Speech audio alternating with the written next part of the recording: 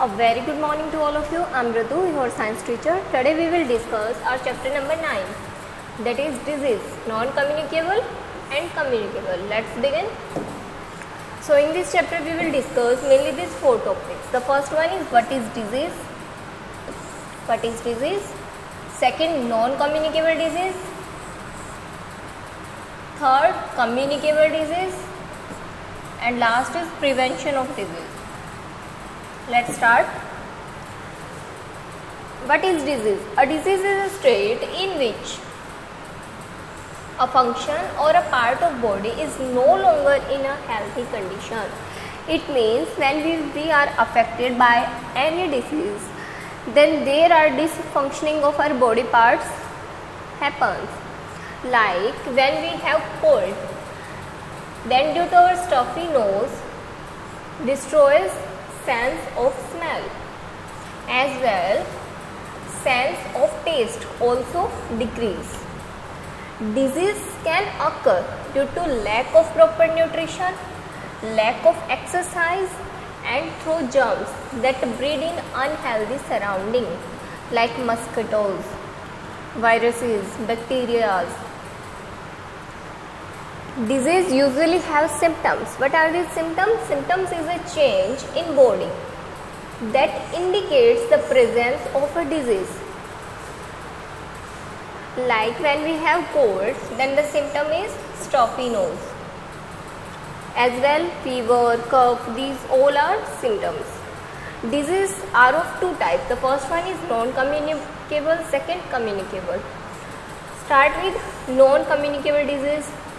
Disease that do not spread from a sick person to a healthy person. What is it means?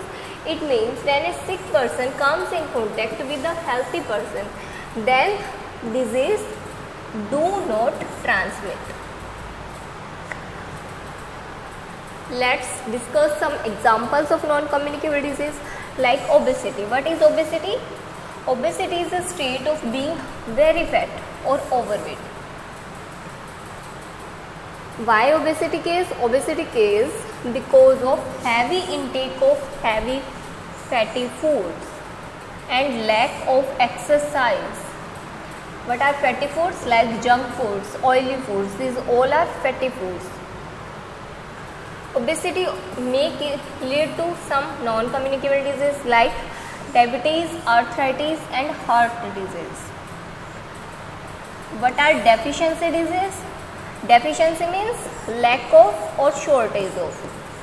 When there is lack or shortage of any particular nutrient in our diet over a period of time, then it causes deficiency disease.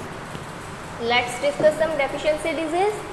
The first one is night blindness. Night blindness caused due to deficiency of vitamin A. And the symptoms of this disease are inability to see in dim light. Food source which have vitamin A are green leafy vegetable, papaya, carrot, mango, milk, butter and egg yolk. Second disease is beriberi. It caused due to deficiency of B1 vitamin. Symptoms: loss of appetite, digestive irregularities, feeling of weakness in limbs. Food rich in vitamin B1 are milk, peas, cereals and green vegetables. Third is rickets. Rickets is caused due to deficiency of vitamin D. You can see this child have rickets due to deficiency of vitamin D. Symptoms: twisted or bent legs, as this child have twisted and bent legs, fractures, muscle cramps and cavities in teeth. Food source: milk products as well sunlight.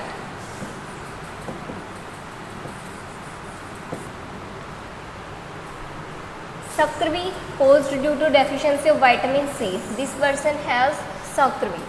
Symptoms: sunken eyes, loss of teeth. This person lose his teeth. Bleeding gums.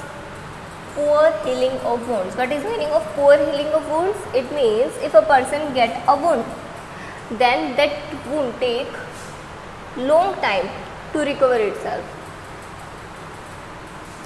Food source amla, orange, lemon and tomato. Goiter is caused due to deficiency of iodine. You can see this person have deficiency of iodine. Visible swelling of neck, his neck is swelling. Tight feeling of neck and coughing. Iodized salt and seafood are rich in iodine. Next is anemia. Anemia is caused due to deficiency of iron. Symptoms are weakness, fatigue and pale color of skin. Food having iron are spinach, apple, guava, brinjal and lack of rupees in our diet can cause a condition called constipation. Food like fresh fruits, vegetables, salad and cereals. These increase rupees in our diet that help in curing constipation. Allergy is a condition that makes people sick when they eat, touch or breathe something that is harmless to most people, like dust, pollen, grains and certain foods. What is mean? It means that when a person comes in contact with like these substances, then his body starts showing some different symptoms like sneezing, coughing, rashes, etc. These all show allergic symptoms. Did you know drinking less water every day can cause a condition called dehydration? So if we want to be hydrated all day, then we should drink at least 8 to 10 glasses of clean water daily. Communicable disease. Disease that spread from a sick person to a healthy person are called communicable disease. What is mean? It means when a sick person comes in contact with a healthy person like this, it is a sick person and this is healthy child. When he comes with contact to this child, the healthy person also get infected with that disease. So this type of disease are communicable disease. Disease causing microbes are called pathogens. They spread from one person to another through dirty air, unclean water, infected food and even by animals like fleas, mosquito and rats. Here are some examples of disease like common cold, malaria, pneumonia, tuberculosis, which are communicable disease. We can prevent these communicable disease by taking hygiene. Hygiene is a set of practice that help to maintain cleanliness and good health. What are microbes? These microbes are very tiny living things that can't be seen through our naked eyes.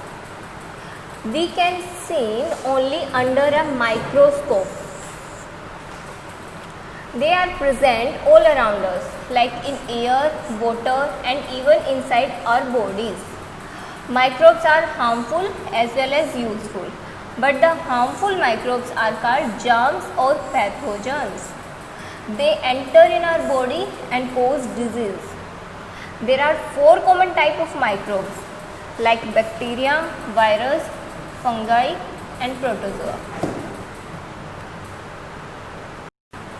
Here we have a list of some communicable disease. Harmful microbes that cause that particular disease, as well symptoms and preventive measures. What are preventive measures? These are measures that we can take to prevent or get infected from a disease. First is common cold. Common cold is caused by virus. Symptoms: sore throat, running nose, fever and cough. Preventive measures: how can we prevent ourselves from that disease? By taking personal hygiene, staying away from the infected people. Second is malaria. Malaria caused by protozoa. Symptoms are chills, headache and fever. Keeping the place dry, preventive breeding of mosquitoes. If we take this prevention, then we can save from this malaria.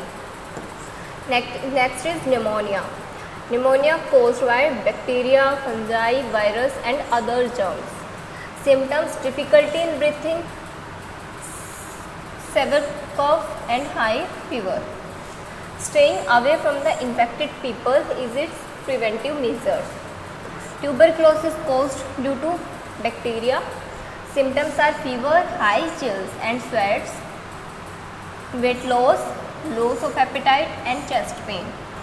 Preventive measures for this is keeping the patient away from the others, covering the mouth while coughing and sneezing. Prevention of disease. This is our last topic of this chapter. We can prevent disease from occurring in the following ways. First,